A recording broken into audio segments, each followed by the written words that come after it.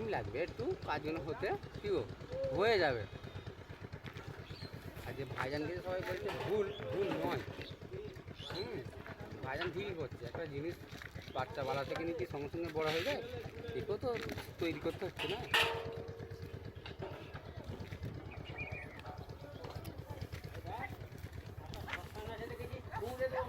আজকে শুক্রবার জমাবার এখানে মলেশ্বরীতে ইফতারি দাওয়াত আছে।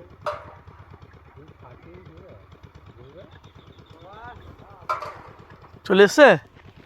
আমার তো লাইভ চলছে। না, আমি ভয়েসে বলবো, ভয়েসে বলছি। আমার একটা পার্সোনাল গুরু আমাদের খানদানের দাওয়াত করছেন। যারা না জানলে চলে আসবে।